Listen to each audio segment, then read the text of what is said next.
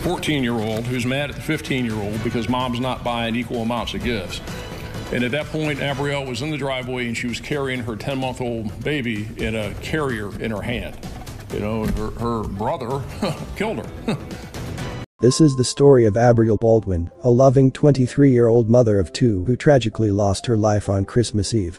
As she was celebrating the holidays together with her kids and family, little did she know that her life would take a tragic turn. As she went Christmas shopping and later the family gathered at Abrielle's grandmother's house, an argument broke out among the siblings over Christmas gifts. The argument escalated and sadly, Abrielle was shot dead by her 14-year-old brother, who had also threatened to shoot her infant child. Welcome to Viral Crimes. Subscribe and hit the bell icon for more stories. This story takes us to Largo, Florida, a close-knit community known for its warm atmosphere and friendly neighborhoods. 23-year-old Abrielle, a resident of Largo, Florida, was a dedicated server at Largo Medical Center and also worked part-time as a cosmetologist in between shifts at an assisted living facility. She was a loving and caring individual, known for her warm and friendly nature. Abrielle was a proud mother of two young boys, aged 6 years and 11 months old. She was deeply devoted to her children, and her family described her as a loving and nurturing mother who always put her kids first. In addition to her role as a mother, Abrielle was cherished by her family, friends, and colleagues for her kind and compassionate personality. She was known to go out of her way to help others and had a heart of gold. Her warm smile and friendly demeanor brightened the lives of those around her, leaving a lasting impression on everyone she encountered. Abrielle's colleagues at Largo Medical Center spoke highly of her, emphasizing her dedication and positive presence in the workplace. On Christmas Eve, December 24, at approximately 1:45 p.m. in Largo, Florida, a tragic incident unfolded involving the Baldwin family. Abrielle was fatally shot by her 14-year-old brother, DeMarcus Coley, during a heated argument over Christmas gifts. The family had returned to their grandmother's house after Christmas shopping, and tensions escalated into a verbal altercation. The dispute originated from jealousy, as 15-year-old Darcus, Abrielle's other brother, felt that their mother, Joyce Birch, was favoring DeMarcus with more gifts. The argument persisted during the car ride to their grandmother's house, located at 2357 22nd Avenue Southwest in Largo. DeMarcus, upset over the perceived inequality in gifts, brandished a .40 caliber semi-automatic handgun, threatening to shoot Darcus in the head. Upon arriving at the grandmother's house, Darcus went into the kitchen with their grandmother, while DeMarcus stood in the doorway. The family attempted to defuse the situation, with an uncle separating the two brothers. However, the tension continued to escalate. DeMarcus, holding the firearm, was moved outside into the driveway area. Abrielle, carrying her 11-month-old son, confronted DeMarcus, urging him to stop the argument, especially on Christmas. DeMarcus responded with derogatory language, threatening to shoot Abrielle and her baby. In a tragic turn of events, DeMarcus shot Abrielle in the chest while she held her child. Abrielle fell to the ground, but the baby, in a carrier, remained unharmed. Subsequently, Darcus, armed with a .45 caliber semi-automatic handgun, confronted DeMarcus, stating, "You shot my sister," and shot DeMarcus in the stomach. DeMarcus, now unarmed, fell to the ground. Darcus fled the scene, disposing of his gun in a nearby yard. DeMarcus and Abrielle were both transported to the hospital. Abrielle succumbed to her injuries at Largo Medical Center Hospital, suffering a single gunshot wound that caused severe internal injuries. DeMarcus underwent surgery and remains in stable condition. Upon DeMarcus's release from the hospital, he will be transported to the Florida Department of Juvenile Justice. On the other hand, Darcus, the 15-year-old brother, took a different path after the shooting.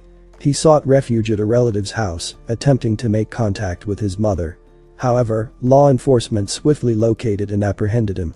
Notably, Darcus exhibited concerning behavior, making statements alluding to self-harm during his interaction with the police.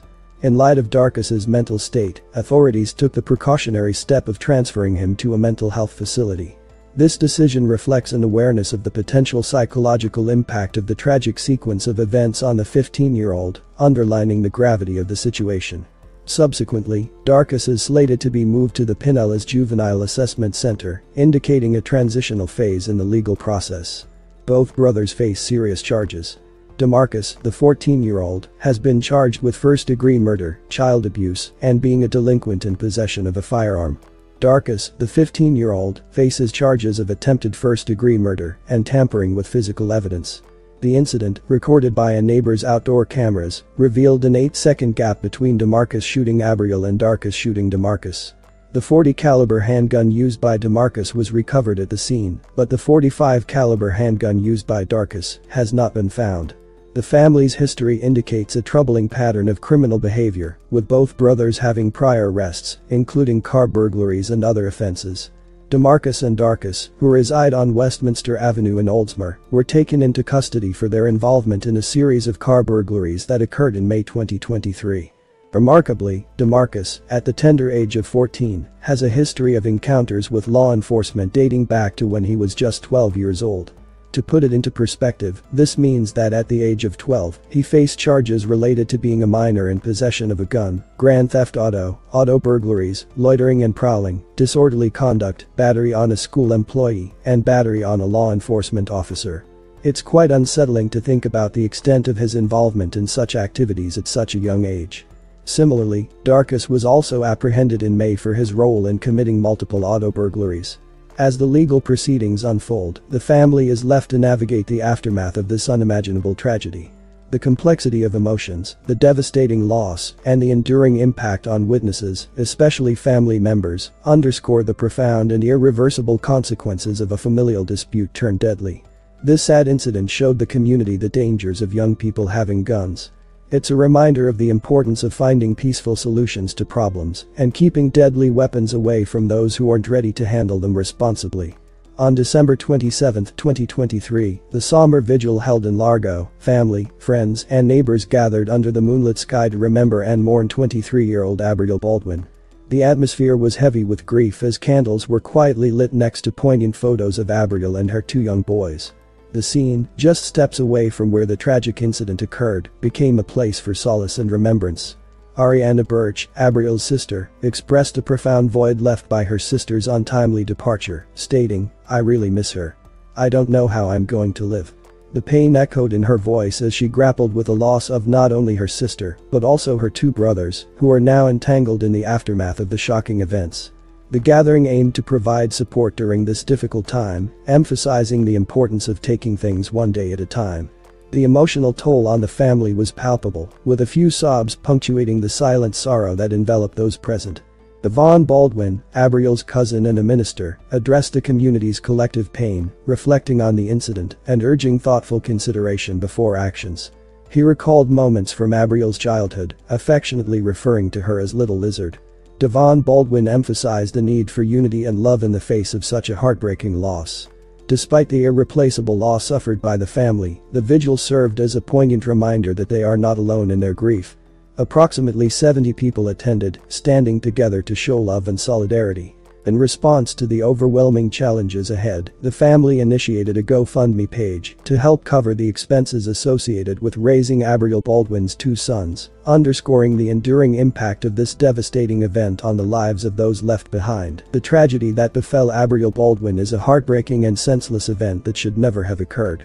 The loss of a young mother, a woman trying to make a living and raise her two children, is a devastating blow to her family and loved ones. The fact that the incident unfolded within the confines of a family dispute, exacerbated by the possession and use of firearms by young individuals, adds another layer of sorrow to this unfortunate event. Preventing such a tragedy requires a multifaceted approach. Firstly, addressing the issue of easy access to firearms by minors is paramount. Stricter regulations and consequences for minors found in possession of guns could act as a deterrent and help curb such incidents.